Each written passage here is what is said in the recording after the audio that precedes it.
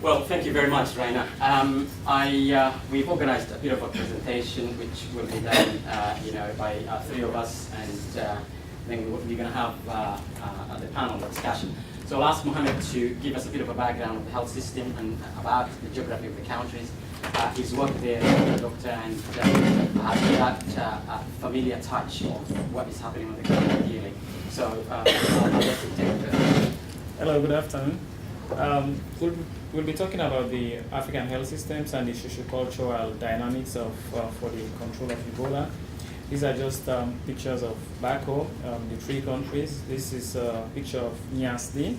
It's one of the referral hospitals in Conakry. And this is just a picture of Liberia in Monrovia. And this is one of the famous landmarks in Freetown, the cotton tree. So if you get to Freetown, you need to see this place. Well, you'll definitely see it because it's in the center of town.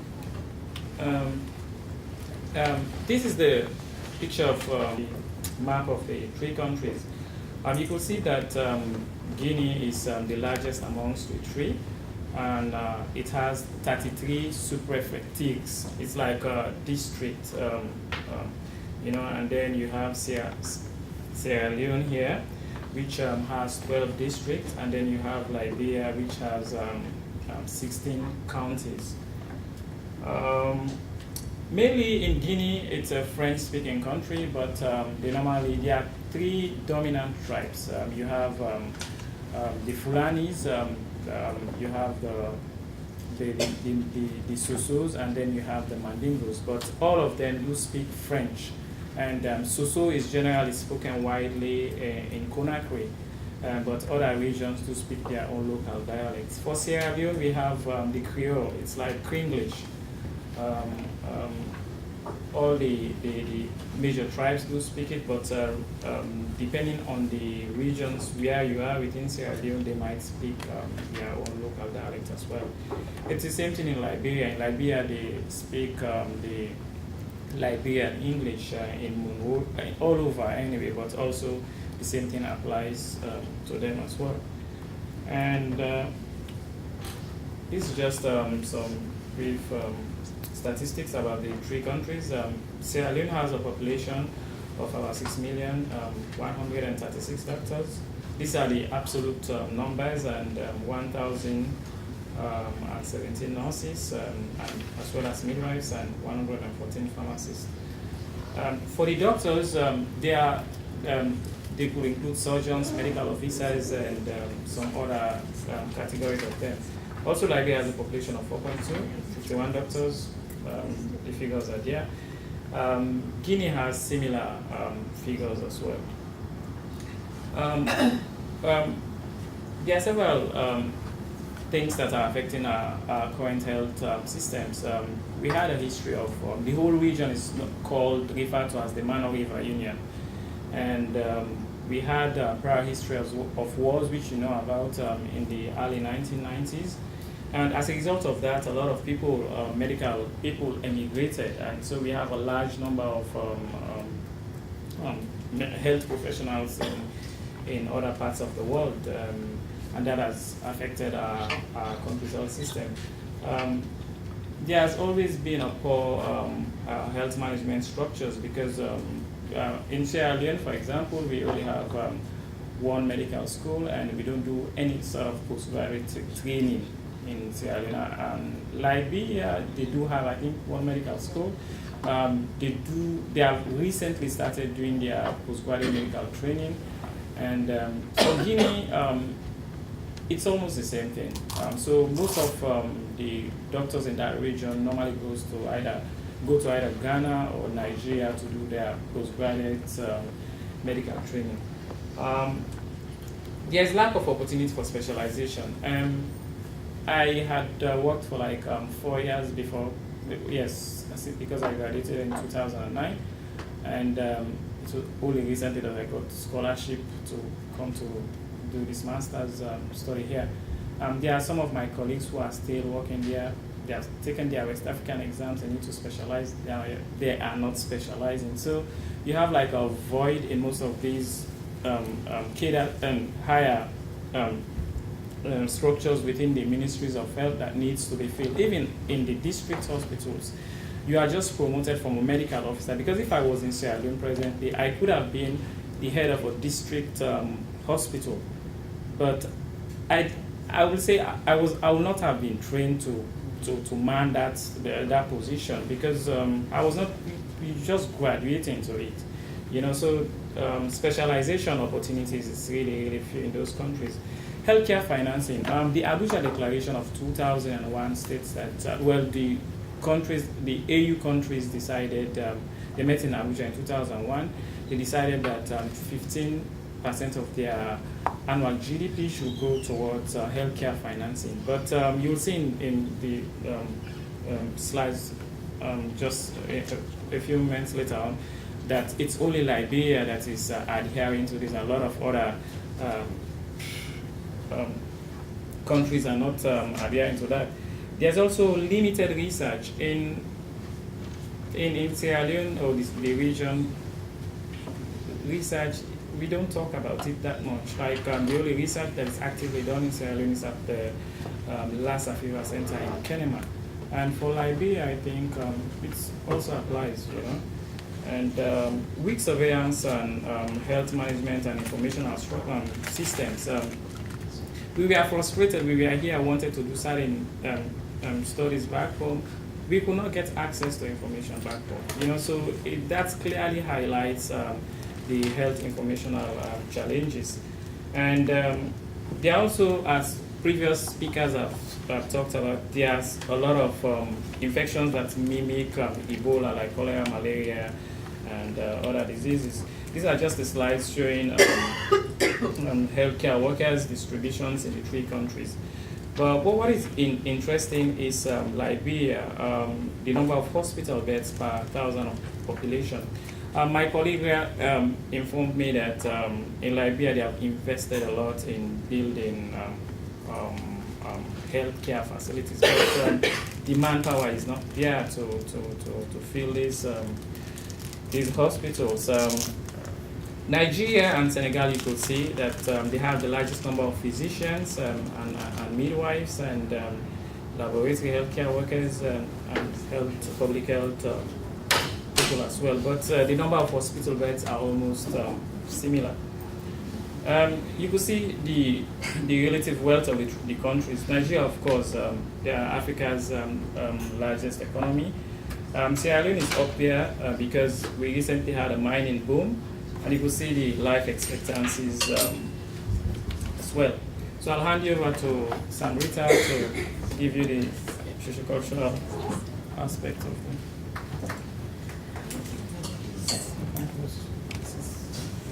Okay. Everybody can hear me without a mic, right? Yeah. Okay, I'm a bit loud. I'll quickly take you through the social, cultural, and political dynamics of our countries. I must say that we might be a bit biased because we have pretty much more experience with Liberia and Sierra Leone than with Guinea. So most of the information might be more fitted to Liberia and Sierra Leone. Is anyone going to Guinea? No. Good. Perfect. Perfect. So as Mohammed already mentioned, we are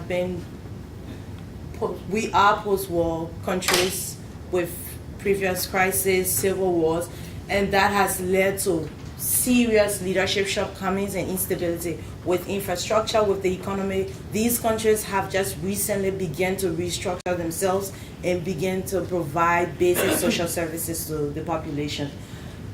And this has also led to a lot of mistrust of government due to misappropriation of funds, due to lots of problems when it comes to governance within the country. So that has also affected providing information and the denial of the population with regards to the Ebola outbreak. If you don't trust the government, you don't believe what they say. The next thing, we will talk briefly about the community, the way our culture is in the absence of Ebola. For our countries, we have communal living, where neighbors, families, we all live together. Everything is shared, as he previously said. We share food, we share occasions, we share celebrations. everything. You have families living together and interacting with everything in everybody's life. Normally, if I'm having a birthday, even if I don't invite you, if I don't see you, you are not my friend. So that's just how life is back home. We have very porous borders across the 3 countries. You have tribes going across the 3 countries. Across the borders between Liberia, Sierra Leone, and Guinea, these are the most common tribes. You have the Kisi, the Fulani, the Manon, the Pele, Loma, and Mende cutting directly across those borders. So you have Lomas in Sierra Leone, you have a family, a mother and a father in Sierra Leone, but their children will be living across in Liberia. So that's how it is. You might have family members in Gegedu. If there's a burial in Gegedu, you will have people leaving from Ganta in Liberia to go to that burial. That's how close-knitted these 3 countries are around that border area. And in the absence of Ebola, we are characterized by elaborate greetings. We don't just say hello by saying hi. I've met one person who has been to Liberia, and I'm sure she can testify to that. We greet with hugs, we greet with handshakes. Whether you're sick or not, that's how we greet people. That's the way our culture is. Another thing is hospitality. We are very hospitable people. We're friendly. We will share everything with you. And these are some of the issues, some of the cultural dynamics that have influenced the spread of the virus. We also want to point out the issues of sanitation. Because of the poor infrastructure in the country, there are a lot of sheer and poor sanitation issues. Even within the urban areas, you will find there will be poorer sanitation facilities within the urban area than in rural areas. And there's also the issue of bushmeat that we'd like to touch on. Bushmeat is a delicacy in our countries. We do eat bushmeat, we hunt bushmeat, but it is very rare to find Liberians or Sierra Leoneans who will eat dead meat, find dead meat and eat dead meat. So we just want to point out, people do hunt bushmeat, and most of our food with the diet and the bushmeat is cooked. Because we have the problem with refrigeration and storage of food, you won't find people eating raw food. All food is well cooked. You won't find medium rare. It's well done, totally done. All vegetables and everything will be totally cooked because of that problem. So we just wanted to show you most of the things. We eat antelope, we eat bats, we eat monkeys, but just showing you in the context of the Ebola virus, where we've understood that it's in primates and in the bats population, we do eat fruit bats and we also eat monkeys. So we just wanted to give you a picture of how things will be. You will find bats. Usually the meat is not eaten fresh. In most cases, the bush meat is hunted and is dried because of the same problem with storage. You cannot store meat. In most settings, you cannot find the opportunity to refrigerate anything. Most people cannot afford basic electricity. So what happens, the meat is dried, actually dried on heat, and then you can store that for months and years. It's like if you're doing your jams and stuff like that. That's basically how it is. So with regards to health, a lot of people, the first point of care will be traditional healers. Most illnesses, people will attribute that to curses. They will attribute that to somebody, witchcraft, or things of the like. So it will be difficult firsthand for something to happen and you telling people that this is the cause, and they take that straight offhand, straight out of. And traditional healers, they will most usually be involved with touching of bodies. They will be involved with contacts. There's application of herbs. There's application of ointments. There's application of oils, and that will involve contact with sick people. It can usually be done by the traditional healers themselves or by family members who accompany people to the traditional healers. So we have talked a lot about the culture, the greetings. We also want to highlight the burial ceremonies. For our culture, burial is a time for respect and interaction. You pay respects to the dead, you pay respects to the mourning family, and it's also an opportunity for socialization and celebration. It depending on where the burial is, but most cases, burial in both of these countries will be well attended. When I say well attended, I don't mean 100 people, 100 person. It will be more than that. Yes, and people will come even if they just heard that you died. If it's in a village, the entire village will come, and depending on your level in the village, depending on your position, you may have surrounding villages also coming to the funeral. Usually in the typical African tradition, the body is washed, the body is dressed, and it's laid out for people to come and pay their last respects. Family members, friends, and other neighbors will touch the body as a form of saying goodbye and paying their respects in remembrance of their lives. The body may be laid out for 2-3 days, depending, as I said, on the tribe. As we all know, there are a lot of variability with culture, with tribes, and the locale. But most cases, these will be the final rites of a body. Depending on the tribe, depending on your position in the village or in the town, the body might remain laid out for days. For example, if it's a chief that has died, he won't be buried the same day. Also, depending on the religion. For the Islamic religion, burial is done the same day, before 6 p.m., the same day of death. But for other religions and for the traditional setting, depending on your position, you might be laid out for weeks for the final rites. Cremation is something unthought of in our culture. It's not something people can understand. You do not burn bodies in our culture. And that has been a huge issue that has had major impact on people psychologically, because they don't have the opportunity, especially in the urban areas like Monrovia and Freetown, where the basic form of disposal for Ebola victims are cremation. If a person is taken to a treatment unit, if they die, the family does not see them again. They do not see the body again. It's burned. And that we have to understand that that is an issue we need to realize that these people are going through. It's easy. It may be easy for people from other cultures to understand and to live with, but it's difficult for them. We also have traditional practices depending on the societies. There may be there are female societies and male societies, and they can be involved in burial rites and also traditional practices. I'll turn over to Dr. Mohamud to go into the details. Thank you very much. We will definitely give you a bit of time for the panel, obviously about 5-6 minutes. But I want to highlight that the information given to you is definitely handy and helpful, in the sense that you will be able to meet this population. You're going to meet these people. And obviously you will understand the rights of burial. You will understand the rights of food and communal relationship that communities do have. But I want to challenge you in one point, that does anyone have a bit of a background of anthropology here? Anthropology. The relationship of anthropology and public health, culture and health. How does it relate? How does it impact an individual? How does an individual see that the relationship between me and my culture, the relationship between my health and my culture, the wellness and the illness of an individual is actually related not only to that particular individual, but to the society, to the community. And if I can give you a very quick story, in 1996, as a young graduate, we went to a village, and we went to go and control schistosomiasis, or bilharzia, urinary bilharzia particularly, in rural Kenya.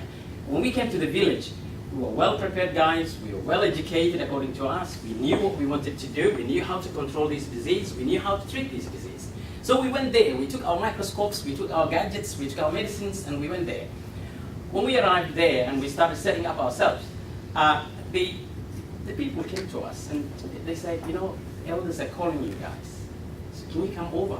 So we went to the elders, and the culture is that you don't talk to an elder while you're standing.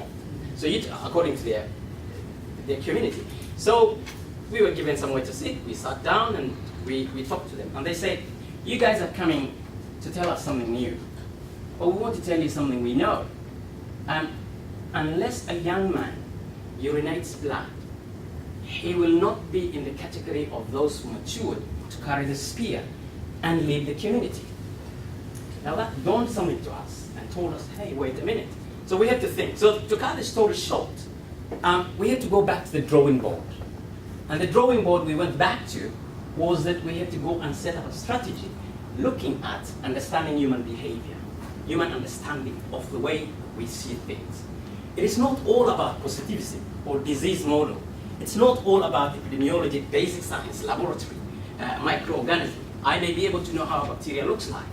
But for that individual in the rural village, he doesn't understand that. This is the language he speaks. Anthropology and social medicine. How does he relate to, his community when he is sick? How do the people relate to a dead body and how do they bury that body? But you as a scientist, or perhaps someone from a scientific background, how do you carry on that and merge these two and have a harmony in helping the community to go and help? So I just wanted to highlight that as a theoretical knowledge of social model. So relating to the story I gave you and what is there, social factors, health and culture and biology are things that intertwine or they come together. That harmony of coming together is what determines the message you give. The whole concept is all about message. Public health is all about message. It is not about having the magic bullets and curing diseases. It is all about passing on a message. And unless you include that into the message you're giving about the disease and its dynamics and the way it looks like, the biology will not make sense to a layman. So, in that perspective, what about disease in terms of social origin? Where does Ebola come from according to those societies? These are important questions that you need to ask yourself. I'll not dwell on this simply because of the time factor, but I want to emphasize on the last question here. Should public health intervention be holistically addressed through biological, social, cultural risks for better health outcome? Now that is something that I would personally, as a public health person, will dwell on in my mind when I'm setting up an intervention. But what works? What really works? There are a number of things that do work. There are multiple things that do work. But in all, what really works is the strategies you take in the interventions. It is all about working with people within their cultural perspectives or cultural framework. It is all about understanding wellness and illness, the way someone individually interprets it. How do I interpret mental health? And how do you interpret it yourself? Is it all about talking to yourself when you're walking on the streets? Or it is beyond that? So the way you relate and define and describe is important. But untangling that complex relationship calls for three important things. It is about the person. It's about the patient you're dealing with. It's no longer one-on-one when you go to Liberia or Senegal or wherever to deal with Ebola. It's going to be about the community. It's about the environment you're going to deal with. It's about the contour, the geography of the land. So those are the factors that are important for you to carry on when you leave for that field. So I'll jump off this and summarize. Well, African health system is apparent. Yes, we do agree that for various factors that's been described. But is this generalizable? The answer is no. Nigeria has tried its best, it's doing well. Ivory Coast has tried its best. Guinea, Bissau, I don't know whether it's Guinea-Bissau or Guinea-Conakry, is trying its best as well. But as we have seen, the statistics of the proportion of healthcare professional and the population, that really calls for something. So, any intervention must consider the dynamics of disease and its social determinants. I'll stop it there, and we will go for a panel. Okay. Just so before the panel discussion, I just want to add on something. The issue about bushmeat has been on the limelight for a long time. And these communities have been eating bushmeat since since when Noah built the ark. And the thing that they don't understand is the fact that we've been eating this bushmeat, our forefathers and everything. Why now? Why is it only now that international communities or global health organizations are telling them, don't eat this bushmeat? So it's hard for them to comprehend, and those are, I don't know, there are so many questions that are asked and they don't have the answers. So how can you just say, stop eating bushmeat, and they rely on those bushmeats for their protein, sometimes even for their livelihoods? you know. Yeah. Okay. I was actually eating bushmeat as well. Oh, I yeah. think that because the preparation of bushmeat, if you catch yourself by preparating the bushmeat, as I was fit with, that's what I understood lately, and that's why it's been a big issue. Have you heard anything about that or any comments on that? But here, they are emphasizing on the fact that the virus was actually transmitted from food bats or monkeys. It could happen while preparing food, any kind of food. You could coat yourself with any kind of food, so not specifically bushmeat. So that's the issue here. And I think, like Dr. Mahmoud said, it's important that we be sure of the messages that we're giving to people. We're definitely telling people that you should stop eating bushmeat. And from your question, it's not about just eating the bushmeat. You could talk to people about care when preparing bushmeat. And that would be something that would be easier for them to understand than telling somebody who has lived on this. You're not explaining why, you're not explaining what the risks are, but you're simply saying, stop doing this. It's like telling, I've lived all my life with my parents, with my family, and you're telling me, if my child is sick, don't touch her. That's not something that people just take. Yes. Have you seen or heard of any examples of where those kind of messages have been communicated more effectively? For example, modifying burial practices and communicating the fact that there's a higher risk of Ebola, or, as you said, touching children when they're sick, that kind of thing. Have you seen? Well, we had a video. We had a video, and we thought we better give up a bit because it might have been a bit longer. But if you would have seen that, I don't know when we can put on that, but we may put on after the session. The reality is that culture and the way they do things, changing over culture takes a long period of time. Yeah. Ebola will not allow you to wait for that long. So the reality is modification of a cultural practice, however quick you want it to be, will not be less than decades, to get to. However, what you can do is pass on a message. Social mobilization in public health demands that societies are informed through gradual means. This year of the Ebola outbreak may not be a success for us, yes, but we want to work over a long-term period. In 1976, when Ebola, the first case actually appeared in South Sudan for a shopkeeper who was actually trading with hides and skins and cotton, whatever. And then that strain was not the same as the one that appeared in Zaire. Obviously, the one that appeared in Uganda was the same as the one of South Sudan. But what I'm trying to infer here is that the practice of that individual can only be changed over a period of time. You cannot change it suddenly. Yes, it may work, but working through a long term, perhaps. And just to give you an example, in the initial stages of the outbreak in Liberia, for example, the first message that came out, do not eat bushmeat. If your relative is sick, call the ambulance to come. You're talking about a city, let's say in Monrovia. Most counties in Liberia don't have an ambulance. People take their relatives to the hospital on motorbikes. In the rural area, motorbikes are the mode of transportation. Only in urban areas you'll find taxis. And a taxi is not a taxi in Australia where there are 3 persons. A taxi is 4 up to 5 persons in the back seat and 2 persons in the front seat. That's a taxi ride.